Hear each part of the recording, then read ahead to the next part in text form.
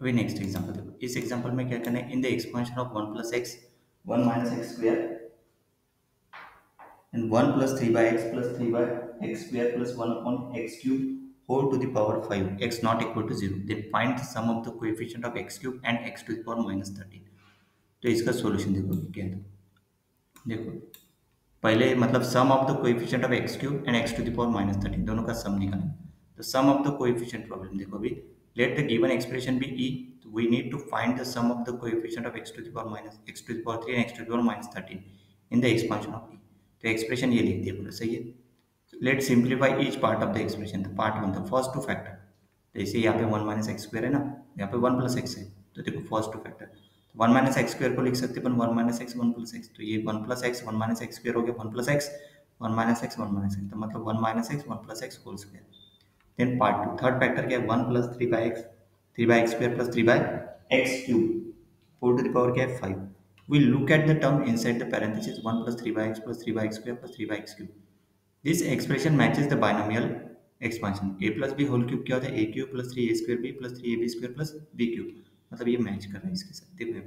मतलब यहाँ पे a equal to 1 and b equal to 1 by x, b equal to 1 by x इसमें put करने के बाद 1 वो क्या हो जाएगा 1 plus 1 by x whole cube, सही है। तो ये 1 क्यूब, देखो ये सिंप्लीफाई करने के बाद ये आता है, देखो यहाँ पे मतलब इसको इसके साथ कंपेयर करेंगे तो a equal to 1 and b equal to 1 by x. देखो इसमें क्यूब करके देखो, ये देखो क्यूब किया है, ये आ गया 1 plus 3 by x plus 3 by x square plus 3 by 1 by x cube, मतलब नहीं कि ये टर्म दिस होल क्यूब, मतलब ये ब्रैकेट के अंदर हो जाएगा। तो ब्रैकेट के अंदर 1 plus 1 by x whole cube मतलब 1 plus 1 by x whole to the power 15, मतलब ये टर्म क्या बन गई, ये टर्म बन गया 1 plus 1 by x whole to the power 15, ये 1 minus x 1 plus x whole square, सही है। ये पूरा पुट कर दो, देखो यहाँ पे combine simplified part 1 minus x 1 plus x whole square 1 plus 1 by x whole to the power 15, तो रीराइट दिस वन, ये 1 प्लस इसको लिख सकते हैं x plus 1 by x whole to the power 15, मतलब x plus 1 whole to the power 15 upon x to the power 15, तो 1 minus x 1 plus x whole square, और इसको लिख सकते हैं 1 plus x whole to the power 15 upon x to the power 15, तो expression ई बन गया ये, सही है कि 1 प्लस एक्स स्क्वायर और ये 17 हो जाएगा क्योंकि स्क्वायर है यहाँ पे upon x to the power 15, इसको डिवाइड कर दो, ये हो गया x to the power minus 15 minus x to the power minus 14, और ये हो गया 1 plus x to the power 17। अभी देखो तो जनरल टर्म, ये वाला जो टर्म है ना इसका जनरल टर्म निकाल, तो इसका जनरल टर्म क्या रहेगा 17 के एक्स टू द पावर के, क्योंकि यहाँ पे 1 plus x to the power 17 है, मतलब एक 1 plus x whole to the power n रहता, तो ये क्या रहता एन के एक्स टू द पावर के, तब इसमें देखो ई मतलब ये पुट कर दो इसके अंदर, मतलब 17 के एक्स टू द पावर के, we need to find the coefficient of x cube and x to the power minus 13। X cube मतलब क्या रहेगा, इसका मल्टीप्लिकेशन के साथ करेंगे, माइनस 15 प्लस के, वो कितना 3 आना चाहिए, बाद में माइनस 14 प्लस के, तो देखो कोएफिशिएंट ऑफ एक्स क्यूब पहले, the term contribution to x cube comes from x to the power minus 15 into 17 के एक्स टू द पावर के,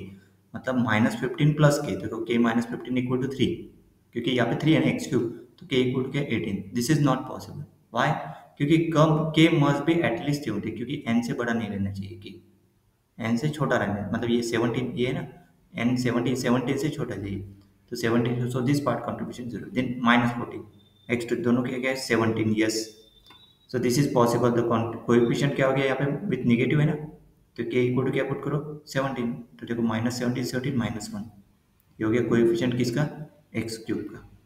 सही है। देन मतलब coefficient of x cube in is 0 plus minus 1, क्योंकि यहाँ पे 0 है माइनस 1, तो माइनस 1 हो गया। Then contribution of x to the power minus 13, तो माइनस 15 के, मतलब के माइनस 15 इक्वल टू माइनस 13, मतलब के इक्वल टू क्या गया 2, दिस इज पॉसिबल, तो के इक्वल टू 2 पुट करने के बाद देखो 17 इसमें के इक्वल टू 2 पुट करो, तो 17 2 कितना हो जाएगा, मतलब ये इसकी वैल्यू जो है ना के इक्वल टू 2 पुट करने के बाद कितना आएगा 136, इसका मल्टीप्लाई करो x to the power minus 15 के साथ, मतलब ये एक्स टू 134, मतलब ये दोनों मिला के मतलब ये 0 ही हो जाएगा ना, मतलब एम ये क्योंकि x to the power minus 13 निकाल रहे हैं, तो इसमें k minus 15 equal to k minus 13 put करना पड़ेगा, तो के 2 आ गया, तो ये इसकी वैल्यू क्या आ गई, इसकी वैल्यू आ गई 136, अपने को x to the power minus 30, then x to the power minus 14, तो ये 15, मतलब के माइनस ये के माइनस 14 लेना पड़ेगा, ये क्या आएगा माइनस 13, के इक्वल टू 1 पुट करो, यहाँ पे नेगेटिव साइन है, तो negative sign with 17 1 that is minus 17, तो 136 माइनस 17 119, ये किसका कोएफिशिएंट हो गया x to the power minus 13। तो सम ऑफ द कोएफिशिएंट क्या हो गया, sum of the coefficient of x cube and x to the power minus 13 is -1 plus 119, that is 118। तो फाइनल आंसर क्या हो गया, 118। क्लियर, मतलब सम ऑफ द कोएफिशिएंट कितना आ गया, सम ऑफ द कोएफिशिएंट ये 119 और ऊपर का कोएफिशिएंट है -1, तो 119 - 1 इज 118। नेक्स्ट